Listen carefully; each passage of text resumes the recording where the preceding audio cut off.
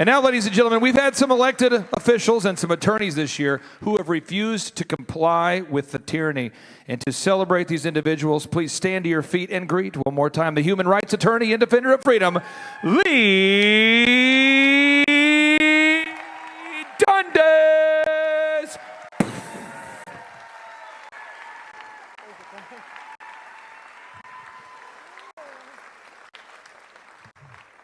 I didn't know until a minute ago I got 5 more whole minutes, so I don't know what I'm going to do with those. But I'm a loquacious lawyer, so I'm sure I'll be able to eat a few of them up. I guess I'm supposed to introduce myself. So Leigh Dundas, human rights attorney. My profession, I guess my new profession is screaming at blue state governors.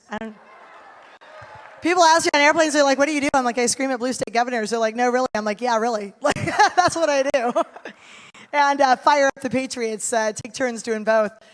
This wasn't what I thought I would be doing 30 years ago in law school. If you had told me my crowning jewel of achievement would be standing on a soapbox with a bullhorn in front of the Golden Gate Bridge, 2 nights ago, as the city shut it down because that's how over target we were, I would have thought you were smoking crack. But we're at war. We're at war, and I'm happy to be a part of it because there's no heroes that are made during peacetime. You're all part of it. We are the leaders we've been waiting for, aren't we? I used to be a corporate lawyer. I used to represent big companies that weren't doing the world very good turns. They were making chemicals. And then I got a chance to redeem myself and go work fighting the child brothel industry in Southeast Asia. And I think God was preparing me by sending me into the Thai-Malay border, into a town that has nothing other than 140 child brothels in it. They've taken over every commercial enterprise, every 7-Eleven, every store, every bank, every bar. It's a brothel now. And as if that's not enough, 330 bombs a year go off in this town, in this region, because they are used as practice for radicalized insurgent bombers in South Asia, the likes of which we're used to hearing about in the Mideast. But I got to tell you, fighting the Asian mafia was a nice warm-up for fighting Bill Gates and George Soros and the 1% of the elite that are looking to do a planetary-wide genocide. And I am grateful for all of the earlier parts of my resume that somehow were leading me to this point in time. And I'm eternally grateful to be standing among you and telling you today, as of this week, we are winning this war. We are winning. Margaret Mead said, never doubt that a small group of concerned, committed citizens can change the world, because indeed they are the only ones who ever have. And Martin Luther King Jr. said, injustice anywhere is a threat to justice everywhere. And today, this week, what the American workers started was a match that lit a fire around the world. Bobby Kennedy is in Europe right now. We've got Maori in New Zealand rising up this morning going, ah, we will not take this. We will not take this. This is a violation of the Nuremberg Code. This is a violation of black letter federal law. And this is an atrocity against our children. And you will stand trial for crimes against humanity if you continue.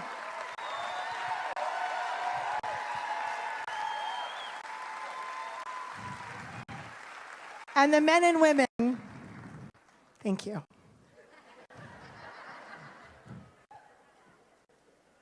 We don't hear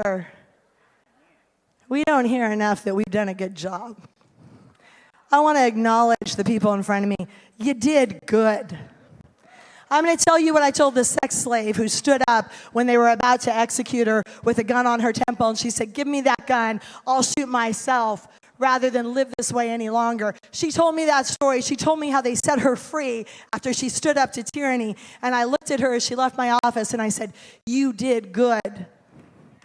We need to know when we're doing good. And y'all did good this week. And don't stop, because that Fifth Circuit Court of Appeals ruling was on the heels of the people making known that tyranny would no longer be allowed in this country or indeed the world. And the men and women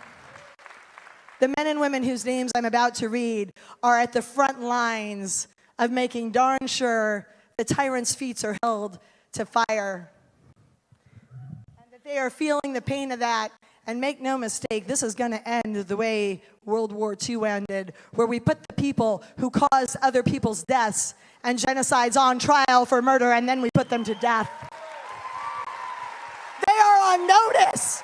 They are on notice. They are committing second-degree murder as of right now because the doctors and lawyers on this stage are telling them so.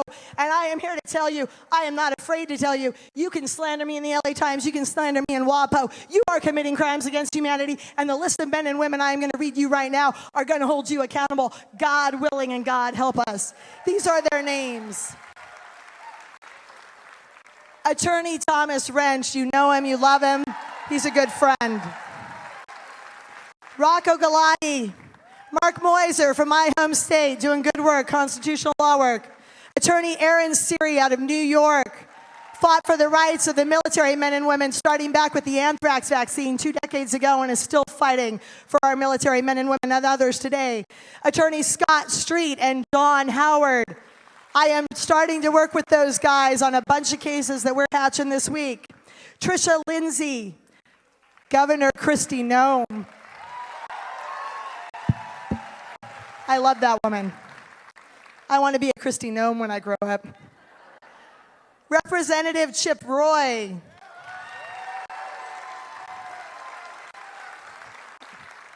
Attorney General Ken Paxton. Yes. Your Attorney General is leading the way, putting to shame the attorney generals of other states who are saying we need to go arrest people for even thinking of using their First Amendment rights, like the AG in Michigan. All right, so Ken Paxton, by the way, is moving and shaking on a bunch of lawsuits. Keep your ears to the ground. That man is worth his weight in gold. Representative Jim Jordan, Senator Scott Jensen, Senator Ron Johnson, Senator Rand Paul, and Governor Ron DeSantis. On your feet. Give these men and women a big applause. They earned it. They are fighting for your freedom, and they will never stop. God bless them, and God bless you.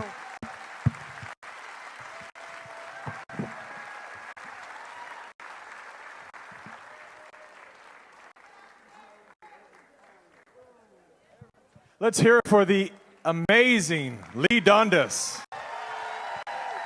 Or as Clay would say, Leigh Dundas.